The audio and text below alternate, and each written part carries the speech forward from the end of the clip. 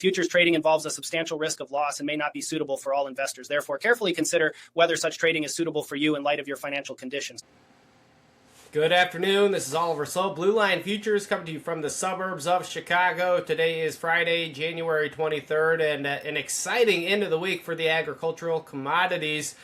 Started with the corn market. What a big move to the upside. We actually skipped talking about corn earlier in the week because it was such a dead duck. We saw so much movement following last week's WASDE report, and then since then we're stuck in a 7-cent range. But today, as you can see here on the chart, we broke out above the top end of that range, and that certainly fueled some technical momentum. And this movement today, I think, really started yesterday afternoon.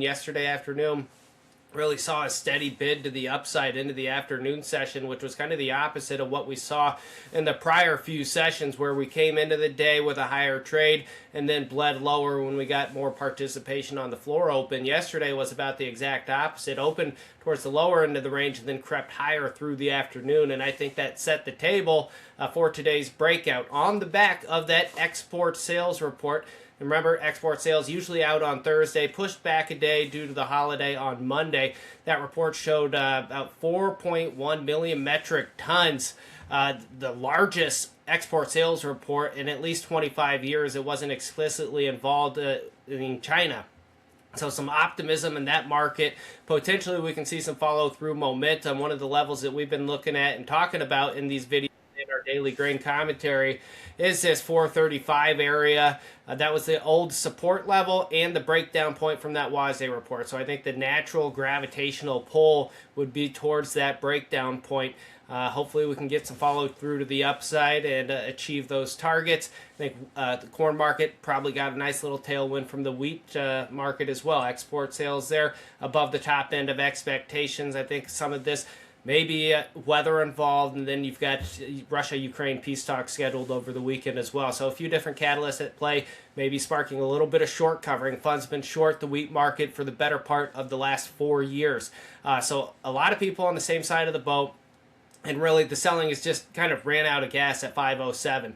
We've talked about that for the better part of the last month as well, where even if there isn't a bullish catalyst to rally from there, it seems like the selling has kind of exhausted itself. And we saw that again hold this support, which was nice to see. And then today's move, basically back in this inflection point near 530. That's going to be the big point to keep an eye on into next week's trade. If we can get out above here, fundamentals aside, that chart I think opens up the door for additional upward momentum, potentially towards this 200-day moving average, 557, 560. So great close of the week, but puts us at an inflection point where we need to see additional follow through to get really excited about additional upside potential. Soybeans kind of lackluster, stuck in a little bit of a box here, still at the upper end of that. If we can get out above yesterday's high, that comes in at about 72 3/4, I believe. Potentially we get back to the 1080s, but all in all, kind of a ho-hum end of the week relative to what we saw in the corn and soybean market.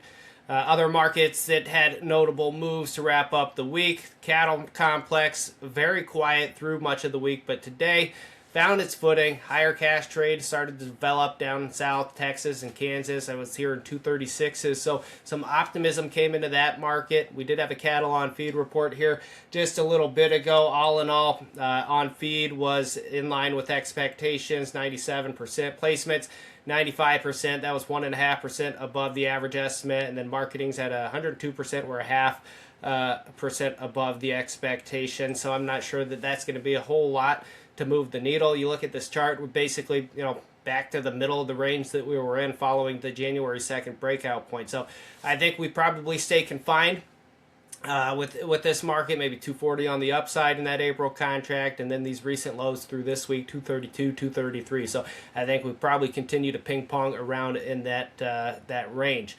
Over on the oil, we'll jump over to oil here. Nice constructive day, especially following yesterday where it looked like we were going to roll back over. We achieved a breakout above the 200-day moving average in the prior 2 days' highs, so that opens the door back to 61.50 to 62. That's going to be a big inflection point. I think there's some geopolitical risk and tensions maybe fueling some risk premium into the weekend. There were some talks of potential Iran conflicts brewing between the U.S. and Iran. So that's going to be something to keep a close eye on. If nothing happens over the weekend, maybe you see some of today's gains get given back. But all eyes will be on the news wires, as there's a lot of headline risk still out there in this market. If we can get some follow through on this, even without headlines, potentially you get out above here, we've got some room to run. So I still like the crude oil market to the upside, marking higher lows and higher highs, hopefully be able to get some follow through into next week's trade. So that's what we're looking at to wrap up the week. If you've got any questions at all, don't hesitate to reach out to our trade desk. We're always ready, willing, and able to help.